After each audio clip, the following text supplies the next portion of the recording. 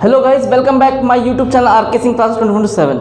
देखिए, आज मैं आपको फाइनेंशियल मैनेजमेंट का बिल्कुल नया चैप्टर स्टार्ट करने वाला हूँ। बिल्कुल फ्रेश टॉपिक स्टार्ट कर रहे हैं। क्या?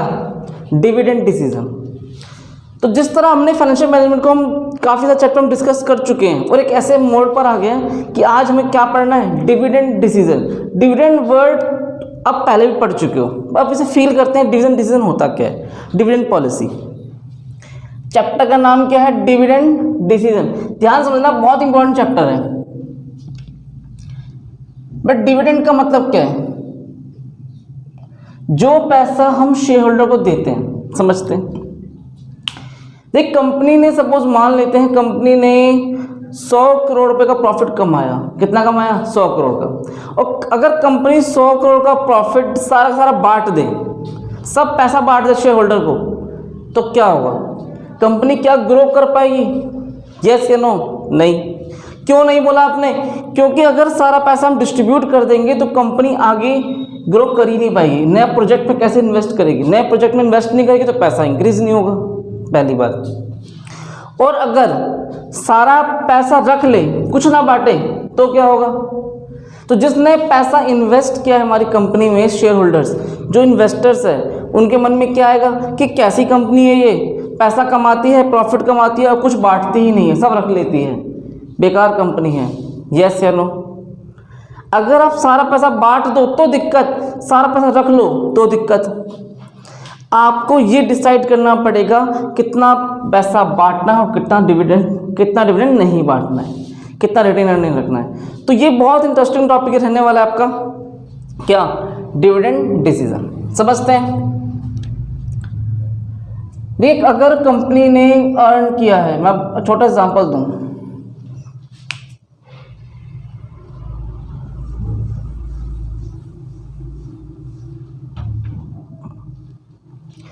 देखिए छोटा एग्जांपल देखते हैं। कंपनी कमाती कितनी है? अगर कंपनी मान लेते हैं 1 लाख रुपए कमाती है, तो और 1 लाख रुपए 100% डिविडेंड दे देती है और 0% क्या रखती है? रिटेंशन। रिटेंशन या रिटेन अर्निंग बोल लो आप इसे। या आप क्या कहना चाह रहे हो कि 0% डिविडेंड, या आप बोलना चाह रहे हो 100% रिटेंशन? यस या नो?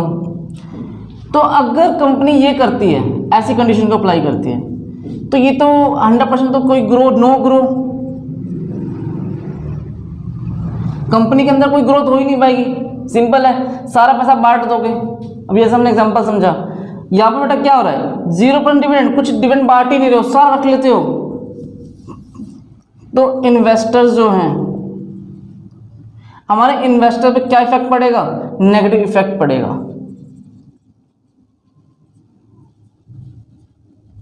क्यों नेगेटिव इफेक्ट पड़ेगा? क्या कहेंगे कि कंपनी पैसा लगाने से कोई फायदा नहीं है। तो बस यही हमें टॉपिक डिस्कस करना है। तो अब हमें जो पढ़ना है, 2 मॉडल पढ़ने हैं। कौन से मॉडल? डिविडेंड डिसीजन को लेकर। तो डिविडेंड डिसीजन को लेकर 2 पर्सन थे जिन्होंने अपने अपनी विचारों को रखा, अपने विचारों को स्पष्ट किया, क्या बताया, उन्हें एक्सप्लेन करेंगे। पहला वॉल्टर मॉडल और दूसरा जॉर्डन मॉडल। तो एक एक करके डिस्कस किया जाएगा। पहले आप इसे कॉपी करो, फिर डिस्कस करते हैं। अगर आपका रेट ऑफ रिटर्न ज़्यादा है कॉस्ट ऑफ इक्विटी से, सपोज यहाँ पर दे रखा 15% और यहाँ दे रखा 10%, आपके पास रेट ऑफ रिटर्न ज़्यादा है, कॉस्ट ऑफ इक्विटी कम है, आप क्या चाहोगे? आप क्या चाहोगे? 100% रिटेंशन चाहोगे? नहीं चाहोगे? बिल्कुल। आप क्या चाहोगे इस केस में कि अगर मैं बिजनेस में पैसा इन्वेस्ट करता हूँ तो मुझे 15% मिलता है और कॉस्ट ऑफ कैपिटल कितनी आ रही है?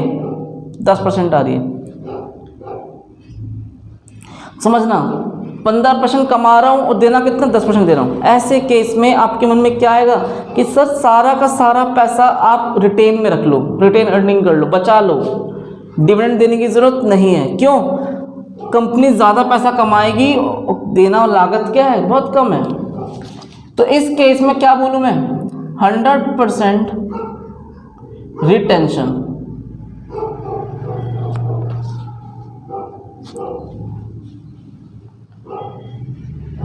या 0% क्या बोलूं, डिविडेंड। बात एक ही है,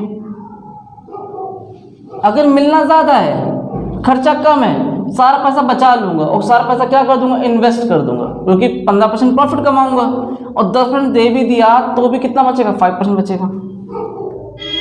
नंबर 2, देखो इस वाले केस को हम क्या बोलते हैं, पे आउट रेशियो विल बी 0।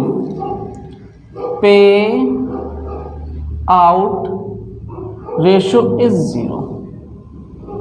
क्यों 0? क्योंकि यहां पर कुछ भी डिविडेंड देने की जरूरत नहीं है। लेकिन अगर इसका उल्टा कर दिया जाए, आर छोटा हो जाए के ई से, मिलना 10% है, लागत 15% है। अब इस केस में क्या करना चाहिए, अगर मैं पैसा इन्वेस्ट कर भी दूं तो कितना परसेंट कमाऊंगा, 10%, और हमारी कॉस्ट ऑफ इक्विटी कितनी है, 15% है। तो क्या मेरे लिए पैसा रखना ठीक है, इन्वेस्ट करना ठीक होगा? नहीं होगा ना। क्यों नहीं होगा? क्योंकि मुझे तो मिलेगा केवल 10% और देना मुझे 15% है। तो मैं क्या करूं, अरे छोड़ो ये सब सिरदर्दी, जो भी प्रॉफिट हमने कमाया है किसको बांट दो, शेयर होल्डर को बांट दो, यही करूंगा। यस या नो? अगर मुझे उम्मीद होती कि मुझे पैसा इन्वेस्ट करने से ज़्यादा पैसा मिलता तो मैं इन्वेस्ट करता, लेकिन यहाँ तो मेरी उम्मीद ही नहीं है। यहाँ क्या लग रहा है, 10 रुपये कमाऊंगा, 15 रुपये देना पड़ जाएगा, तो 5 रुपये अपनी जेब से भरने से क्या फ़ायदा भैया, ये सब टेंशन मत पालो, इन्वेस्ट करने की कोई ज़रूरत नहीं है। तो यहाँ पर मैं क्या लिख दूंगा, 0% रिटेंशन या 100% डिविडेंड। यस या नो? और यहां पर जो पे आउट रेशियो होने वाला है इज 100%, ये रहा। नंबर 3, अगर इक्वल हो जाए, जितना कमाना है, जितना मुझे कमाना है उतना ही मेरी लागत है, तो क्या करना चाहिए? तो देखो ऐसे केस में क्या हम करते हैं, मान लेते हैं 40 हमने रख लिया, 60 बांट दिया। 40 अगर रख लिया, रिटेंशन 60 डिविडेंड दे दिया, यही तो 50-50 कर लो। 50 रख लिया, 60 बांट दिया, 50 बांट दिया, सॉरी, या तो एक काम करो 70 रख लो, 30 बांट दो, यही ना होगा। अगर आपका दोनों इक्वल होगा तो क्या करेंगे, क्या किया जाएगा, दोनों इक्वल है, अगर पैसा रखकर भी मुझे वही पैसा मिल जाएगा तो हम क्या करेंगे, थोड़ा रख लेंगे, थोड़ा बांट देंगे, 50-60 बांट देंगे, 50-50 कर लेंगे, 70-30 कर लेंगे, वो डिपेंड करेगा। लेकिन अगर ये 2 केस आ गया तो फिर तो यही कंफर्म किया जाएगा, यस। तो किसी को इस तीनों केस में कोई डाउट मन में नहीं, इसे झटपट कॉपी करो। वॉल्टर मॉडल भी जो है कुछ एग्जम्पशन पे बेस्ड है, कुछ मान लिया जाता है। क्या एग्जम्पशन है वो समझते हैं, पहले ध्यान देना किस एग्जम्पशन पे बेस्ड है ये मॉडल, समझते हैं।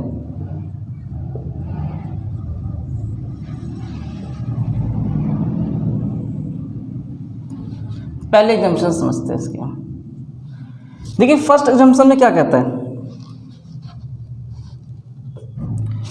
देखिए क्या लिखा है, all investments proposal of the firm are to be finance through retain earning only. जितना भी हम नया प्रोजेक्ट लगाएंगे, नया प्रोजेक्ट में पैसा इन्वेस्ट करेंगे, वो रिटेन अर्निंग से लगाया जाएगा, पहली बात। तो मैं लिख देता हूं उस लाइन को, all investment proposal of the firm are to be financed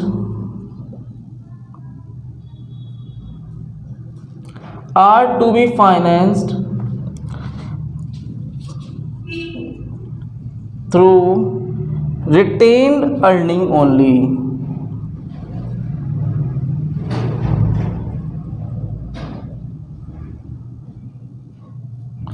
कहने मतलब क्या है कि जो भी आप नया प्रोजेक्ट लगाने वाले हो उसमें सारा पैसा कहाँ से लगाओगे, रिटेन अर्निंग से। और रिटेन अर्निंग क्या होता है, जो आप प्रॉफिट में से आप बचा लेते हैं, it is called retain earning. Profit कमाया, उसमें से आपने कुछ पैसा बचा के रख लिया, रिटेन अर्निंग। चाहे वो 100% बचा के रख लो, चाहे 5% रखो, चाहे 50% रखो। तो नए प्रोजेक्ट में जो भी पैसा लगेगा वो रिटेन अर्निंग से लगना चाहिए, पहली बात। किसी को डाउट मन में नहीं है। आपको यहाँ शेयर्स इशू नहीं करने हैं, डिवेंचर इशू नहीं करने हैं, बॉन्ड वगैरह जारी नहीं करना है। जो भी प्रोजेक्ट लगाओगे आप रिटेन अर्निंग से ही लगाया जाएगा। यस। नंबर टू में तो क्या लिखा है, the business risk of the firm remain same. The business risk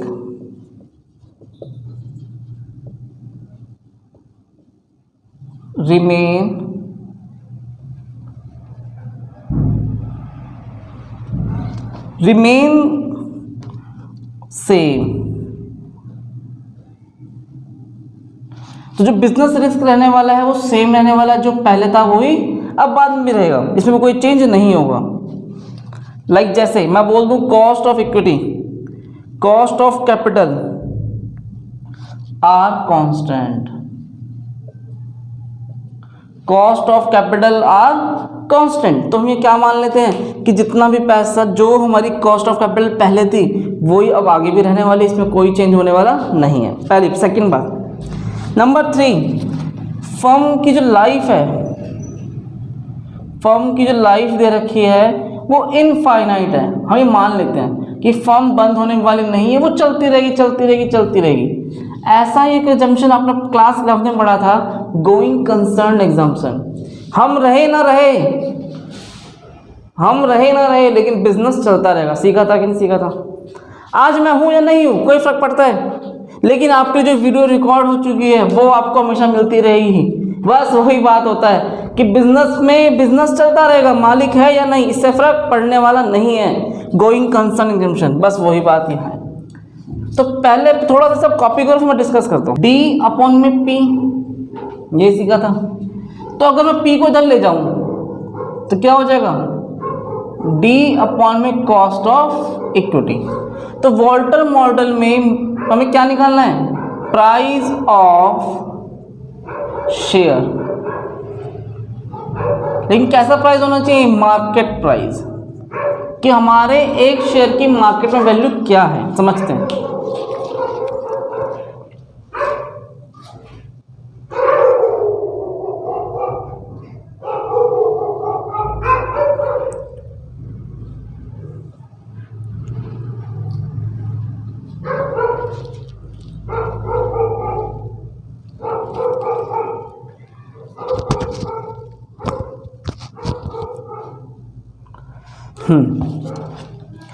अब इसमें हम ऐड करेंगे, क्या ऐड किया जाएगा, E माइनस डी और इनटू में रेट R अपॉन में कॉस्ट ऑफ इक्विटी। अभी समझते हैं क्या करके। ये E का मतलब क्या है, अर्निंग पर शेयर, और D का मतलब क्या है भैया, डिविडेंड। डी मतलब डिविडेंड, और ये आर का मतलब रेट ऑफ रिटर्न, और इसका मतलब तो बच्चा जानता होगा क्या, cost of equity capital, cost of equity share capital. देखिए ये हो क्या रहा है, क्या किया मैंने यहाँ पर, ये तो समझ में आ गया आपको। प्राइस कैसे निकलेगा बेटा, P इधर चला गया और D इधर आ गया, ये तो लिखेंगे प्लस में क्या ऐड कर रहा हूं मैं, E माइनस डी। E मतलब कितना पैसा मैंने कमाया एक शेयर पे, उसमें से कितना पैसा मैंने दिया। अगर मेरी अर्निंग 10 रुपये है, 10 में से मैंने 2 रुपये बांट दिया। अर्निंग पर शेयर, एक शेयर पे कमाया कितना, 10 रुपये। 10 रुपये से मैंने सारा देने की कोशिश नहीं करी है, क्या किया है, केवल 2 रुपये ही बांट दिया डिविडेंड। ले भाई 2 रुपये कमाया, 10 रुपये एक शेयर पे, लेकिन 2 रुपये बांट रहे हैं, ठीक है। तो 10 में से 2 निकल गया, कितना बचा, 8 को मल्टीप्लाई किससे किया जा रहा है, रेट ऑफ रिटर्न से, क्योंकि उस पैसे को मैं इन्वेस्ट कर रहा हूँ, नए प्रोजेक्ट में लगा रहा हूँ। और डिवाइड बाय किससे कंपेयर कर रहा हूँ, इक्विटी शेयर की कैपिटल की कॉस्ट से। और इस पूरे के नीचे क्या आ जाएगा, कॉस्ट ऑफ इक्विटी आएगा। समझना, अर्निंग कमाया कितना, 10 रुपये पर शेयर, डी कितना दे दिया, 2 रुपये। तो अगर 10 में से 2 निकल भी गया तो रिटेंशन कितना हो गया मेरा, 10 माइनस 2 8 रुपये। तो इस 8 रुपये को मैंने इन्वेस्ट किया कितनी लागत पे, जो भी लागत मुझे क्वेश्चन में गिवन होगी, cost of equity share capital से कंपेयर किया जाएगा। तो इस तरह अब छोटा सा फॉर्मूला है ये, और फॉर्मूला लगाकर हम कोई भी क्वेश्चन सॉल्व कर सकते हैं। अभी जब हम न्यूमेरिकल सॉल्व करेंगे इसकी तब गहराई आपको और समझ में आएगी कि रियलिटी में फॉर्मूला चल क्या रहा है। तो किसी मन में कोई डाउट, किसी को कोई प्रॉब्लम हो तो बता सकता है। चलिए नहीं है डाउट तो वेरी गुड, और इसे आप कॉपी करो फटाफट।